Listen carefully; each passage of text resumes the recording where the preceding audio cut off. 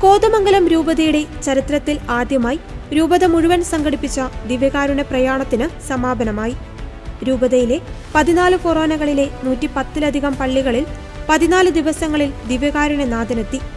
ഈ കാലഘട്ടത്തിൽ വിശുദ്ധ കുർബാനയ്ക്കെതിരായി സംഭവിച്ച നിന്ദാപമാനങ്ങൾക്ക് പരിഹാരമായും മദ്യം, മയക്കുമരുന്ന് തുടങ്ങിയ സാമൂഹ്യ തിന്മകളിൽ നിന്ന് നാട് വിമുക്തമാകുന്നതിനും മലയോര ജനത അനുഭവിക്കുന്ന വിവിധങ്ങളായ പ്രശ്നങ്ങൾ അവസാനിക്കുന്നതിനും വേണ്ടിയാണ് ദിവ്യകാരുണ്യ പ്രയാണം നടത്തപ്പെട്ടത്.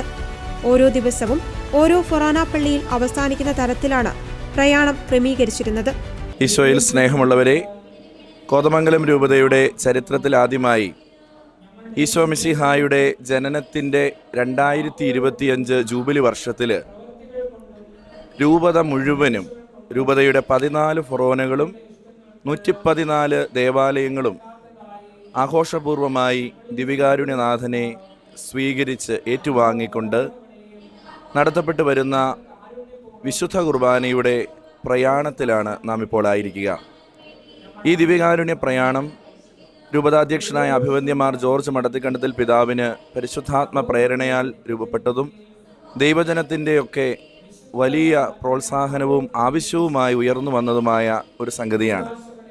ഇതിനോട് രൂപത ഒന്നാകെ, പ്രത്യേകിച്ച് ബഹുമാനപ്പെട്ട ഇടവക വികാരി അച്ഛന്മാരുടെയും സന്യസ്തരുടെയും പൂർണ്ണമായ സഹകരണം ഈ നിമിഷം വരെ ഉണ്ടായിക്കൊണ്ടിരിക്കുകയാണ്.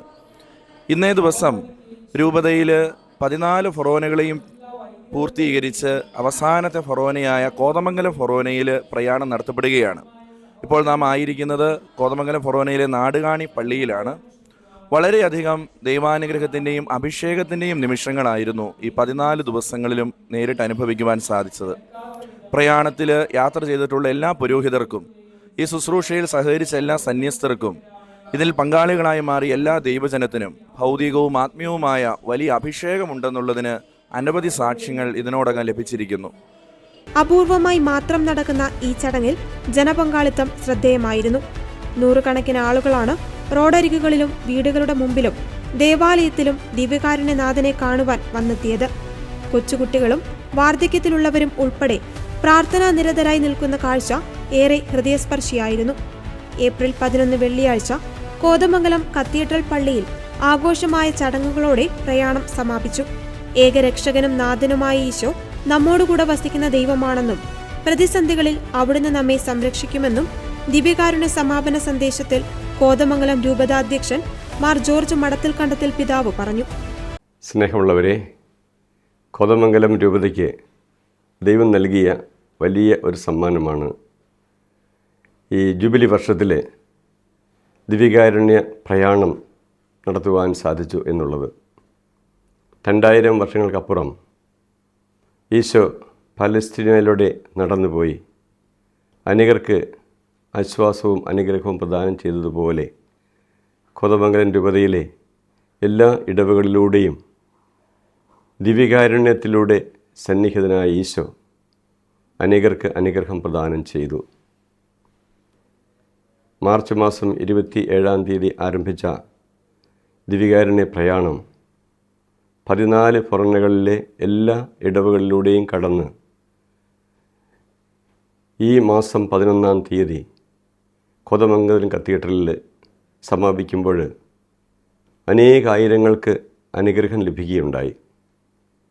ദൈവത്തിൻ്റെ വലിയൊരു പരിപാലനയിൽ സംഭവിച്ച ഒരു കാര്യമാണിത്. കാരണം ഒത്തിരി പ്ലാനോ പദ്ധതിയൊന്നും ഉണ്ടായിരുന്നില്ല. ഈ കാര്യം ആശയം ഇങ്ങനെ പറഞ്ഞപ്പോൾ അച്ഛന്മാരും സമർപ്പിതരും ആത്മായ സഹോദരങ്ങളുമെല്ലാം അത് സ്വന്തം എന്നപോലെ ഏറ്റെടുത്തു. ഓരോ സ്ഥലത്ത് ചെല്ലുമ്പോഴും ആൾക്കാർ പ്രതീക്ഷയോടെ കാത്തിരിക്കുന്നതായി കാണാമായിരുന്നു. എമ്മാവൂസിലെ ശിഷ്യന്മാർ കർത്താവിനോടൊപ്പം യാത്ര ചെയ്ത് ഒത്തിരിയേറെ അനുഗ്രഹവും ഒത്തിരിയേറെ സന്തോഷവും സമാധാനവും അനുഭവിച്ചതുപോലെ ഈ നാട്ടിലെ ജനങ്ങൾ ഈ ദിവ്യകാരുണ്യ പ്രയാണത്തിൻ്റെ ഫലമായിട്ട് തങ്ങളുടെ ജീവിതത്തിലേക്ക് സന്തോഷവും സമാധാനവും പ്രത്യാശയും സ്വീകരിക്കുവാൻ സാധിച്ചു എന്നുള്ളത് വലിയ ഒരു കാര്യമായി ഞാൻ കരുതുകയാണ്.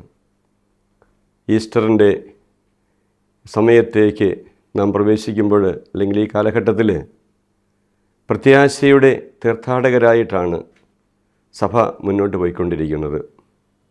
ഈ സഭയുടെ ഈ തീർത്ഥാടനത്തിൽ ഞങ്ങളുടെ ഈ ദിവ്യകാരുണ്യ പ്രയാണം ഏറെ വലിയ അനുഗ്രഹം നൽകി എന്നുള്ളത് സന്തോഷമുള്ള കാര്യമാണ്.